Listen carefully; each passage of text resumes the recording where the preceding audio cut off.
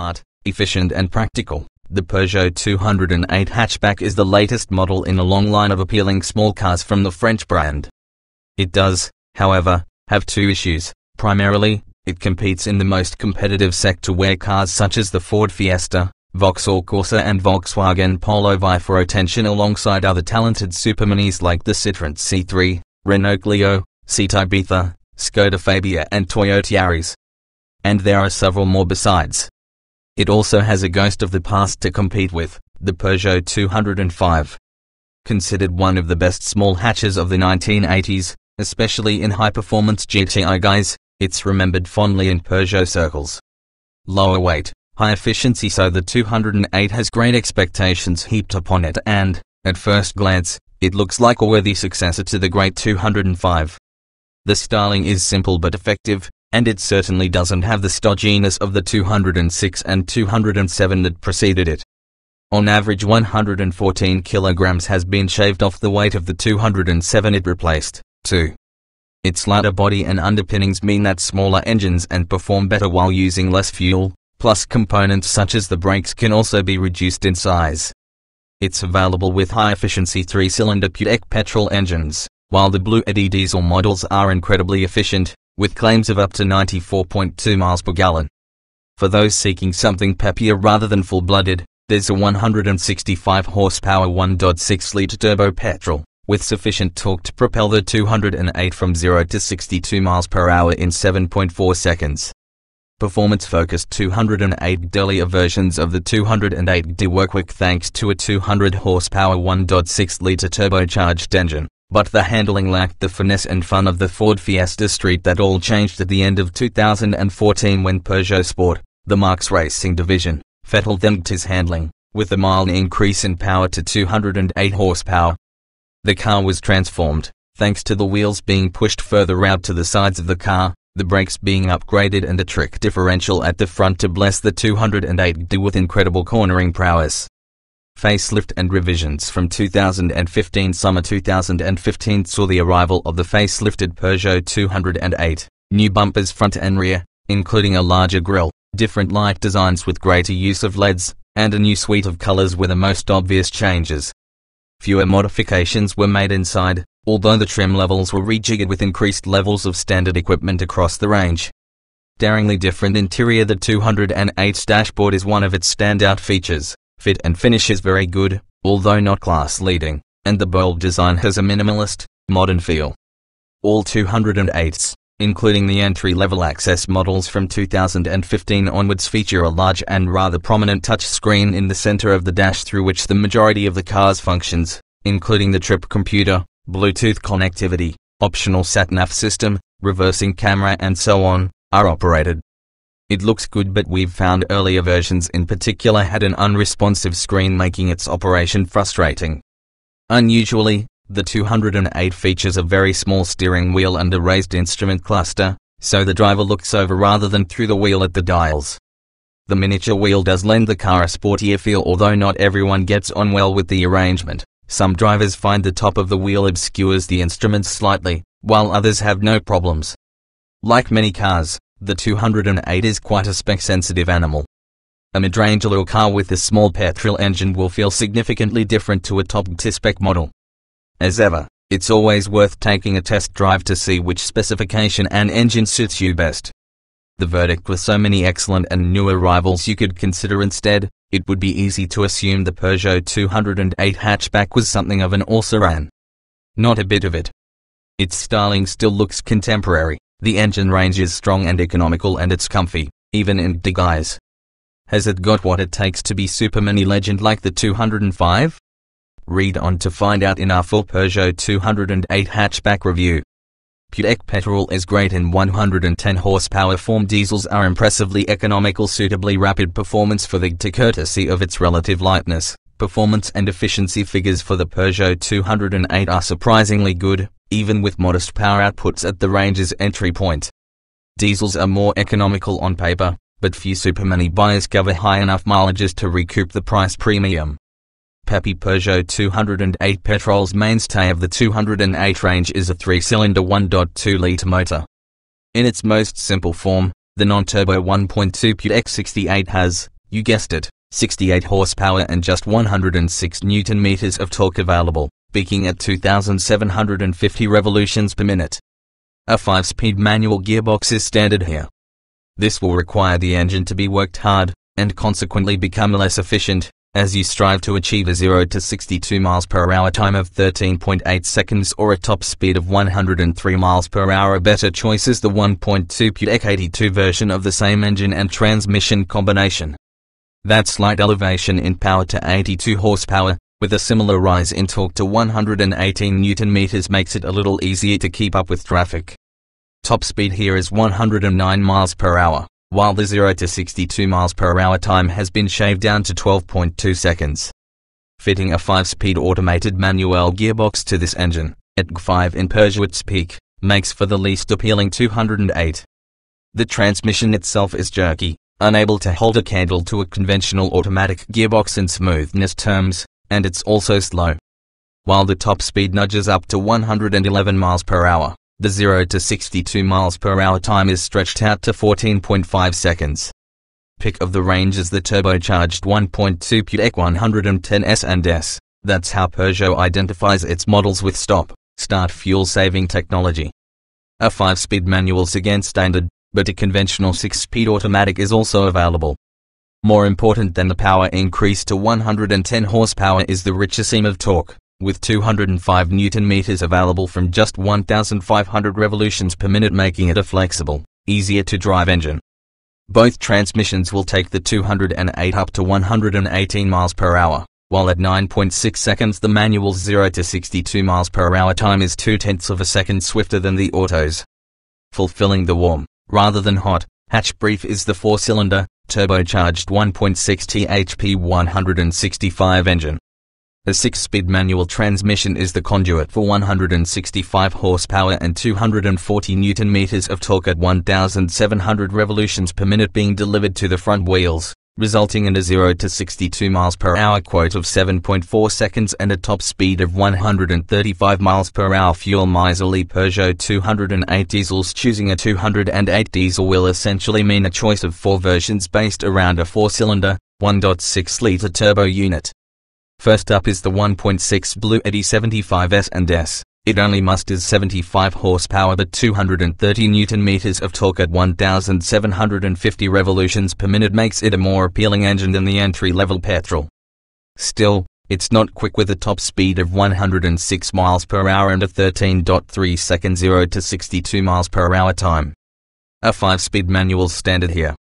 More appealing is the zippier 1.6 Blue Eddy 100 with and without S&S stop-start functionality, still with the same gearbox.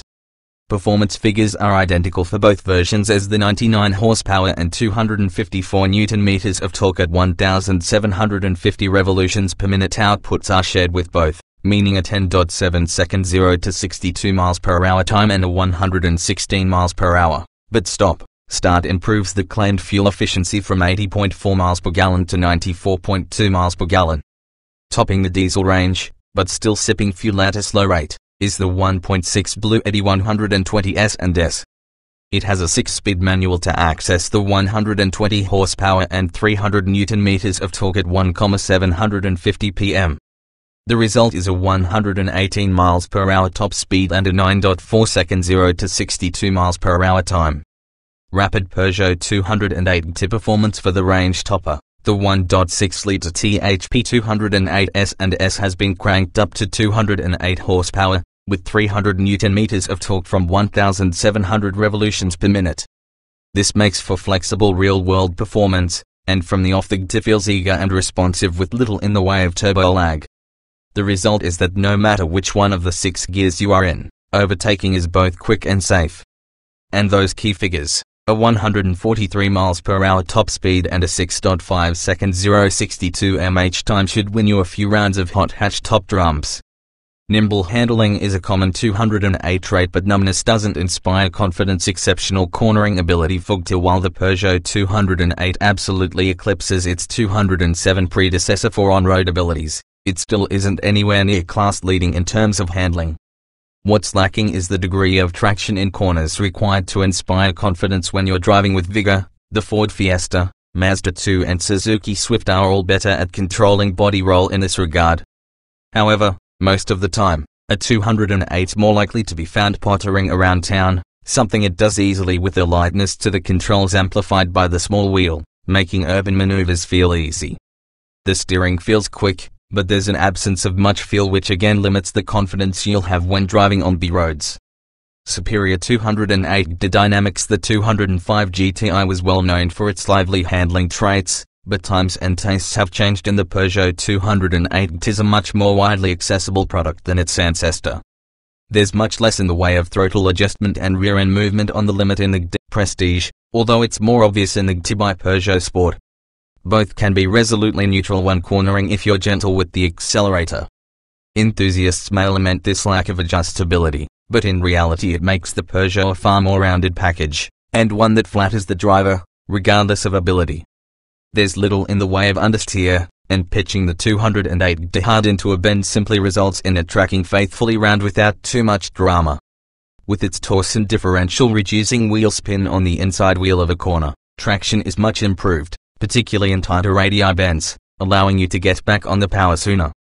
The suspension is 20% stiffer in the track, 20 mm wider at the front and 30 mm wider at the rear compared with a regular 208.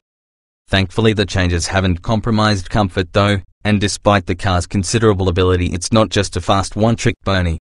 Touchscreen is good idea, but execution isn't great. Unusual driving position could be deal breaker. Some of the GT's cabin mods are over the top. What a refreshingly simple looking the Peugeot 208 has. The minimalist approach is dominated by a central touchscreen, standard on all 208s from 2015, from where the driver controls the multimedia package, sat-nav and a variety of other controls. It should be a paragon of simplicity and logic, but unfortunately the execution wasn't as successful, especially in earlier models. It's not uncommon to be required to prod the screen's virtual buttons repeatedly in order for it to perform the desired functions. Elsewhere, the majority of surfaces feel of good quality, with harder plastics tending to make an appearance in places where your fingers are likely to come into contact with them less frequently. Much of the physical switchgear works well, with the dual-zone climate controls looking especially classy for the supermini sector. The biggest change of approach is the smaller than normal steering wheel, which is set lower down than usual, with the instrument binnacle set near the base of the windscreen. To see the dials you have to look over the wheel, not through it. Interior changes for the 208 to use at 10 mm lower in the GT versus a regular Peugeot 208, amplifying the wheel-to-instrument ratio. Even more so here, some may find the bottom of the instruments obscured by the top of the wheel if they can't get on with the tweaked driving positon. That aside, it's easy to get comfortable in the 208, the seats offering all of the adjustment and support you would expect. But despite the refreshingly simple and intuitively controlled touchscreen infotainment system, the GT's cabin is a busy place to be, and the extra flashes of chrome and metal look plastic are unnecessary. While the leather-faced dashboard is a more welcome addition, it's a shame the accountants won the battle on the decision to leave the door tops in plain plastic, which feels considerably lower rent. Suppleness to the 208 ride quality, but damping setup can make it bouncy. GT versions have a fine compromise on less than smooth motorways and poorly surfaced roads. The Peugeot 208 feels unsettled and the ride can get rather bouncy, to the detriment of comfort. There remains a degree of pliancy, and there's little sharpness felt by passengers, but the damping seems to take a while to restore the 208's equilibrium. Given this, it's pleasing that the seats themselves are comfortable, with plenty of lateral to support to hem you in when cornering briskly. The driving position feels a little lofty and pedals are offset to the right, which might take a bit of getting used to, let alone having the wheel set lower than you might in almost every other supermini. Wind, road and engine noise has been well silenced, but the lower powered petrols and the diesels do get a little vocal, particularly when you are pulling away or on startup. Comfort isn't sacrificed on 208. The hot hatches aren't always known for their ride quality and long-legged ability, many being set up to excite and engage on track rather than rutted real-world roads, but the Peugeot 208 is different. During the product briefing, the firm's engineers were keen to stress it is optimized for the road, not the circuit, and despite the stiffer suspension, Peugeot 208 comfort levels are exemplary compared with its peers. Across broken surfaces, the 208 soaks up the imperfections without fuss, the fluid and measured responses of its dampers making for a particularly comfortable ride. Even harsh ridges fail to send anything more than a murmur into a cabin that remains remarkably free of the expected bangs and crashes for a car of this type. Impressive levels of standard equipment, PT autonomous emergency braking's optional limited range of options, so little personalization since its 2012 launch. The Peugeot 208 range has been slimmed down in terms of trim level permutations, with the more popular choices remaining.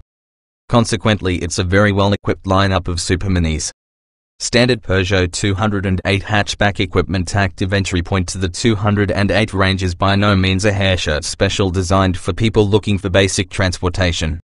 The standard equipment roster includes 15 inches oak alloy wheels, LED day running lights and tail lights, cruise control, electric front windows and door mirrors, remote central locking, 7.0-inch multimedia touchscreen with Apple CarPlay, Android Auto and mirror-linked DAB radio, Bluetooth connectivity, aircon, leather steering wheel. Allure. Step up to the more luxurious Allure and you'll benefit from 16-inch titanium alloys, front fog lights with cornering function, rear privacy glass, chrome look, door mirror caps, automatic headlamps, automatic wipers, automatically dipping rear view mirror, rear parking sensors, GT line, adding a degree of sportiness to the 208's appearance. GT line adds 17-inch cesium alloys, electrically folding door mirrors with gloss black housings, single chrome exhaust pipe finisher, electric rear windows, sports steering wheel, aluminium door sill, tread plates, aluminium pedals, dual zone climate controlled to Prestige, complementing the extra dose of performance. The to Prestige also comes with 17-inch carbon alloys, rear spoiler, dual chrome tipped exhaust pipe finishes, chrome look door mirror caps, wheel edge extensions, 3D sat-nav with live traffic updates, leather knob, heated front sports seats with half leather upholstery, red LED instrumentation, kilo panoramic glass roof. T by Peugeot Sport. Topping the range, the flagship D has a number of post-factory modifications courtesy of the firm's racing division. 18-inch matte black lithium alloy wheels, matte black finish to grille and door mirror caps, red front brake calipers, 10mm lower suspension, Alcantara upholstered sports seats. Optional Peugeot 208 hatchback extras. Like many superminis, the 208 can be embellished with a range of non-standard alloy wheels and optional paint colors, but the Peugeot's unique in also offering textured paint and the two-tone coupe French finish. Plus there are menthol white and lime yellow detail packs for both the exterior and interiors, with appropriately colored highlights. Disappointingly not standard is the active city brake emergency autonomous braking system, while you similarly pay extra for ENSO's system that contacts the emergency services if you're unfortunate enough to be involved in an accident. A reversing camera can also be installed, as can an automatic parking system. If you like your music a little more old school, then a Peugeot dealer can install a CD player. 5-star rating from Euro NCAP. Decent levels of standard safety kit. Autonomous emergency braking is extra, though in crash tests by independent safety body Euro NCAP, the Peugeot 208 achieved 5 stars with positive overall feedback. It's also worth pointing out this test was conducted in 2012 and the safety standards of superminis has continued to improve since then. The 208 safety kit list includes 6 airbags, 2 up front, a pair at the sides and 2 curtain types, plus 2 ISOFIX child seat fixings with 3-point attachments in the rear seat. All 208s feature electronic stability control with anti-skid, electronic brake force distribution, and cornering brake control. The stability system also includes hill start assist, which helps prevent you rolling backwards, and traction control. Frustratingly, you have to pay extra for active city brake, Peugeot's name for its autonomous emergency braking system, as well as the Connect SOS and assistance system.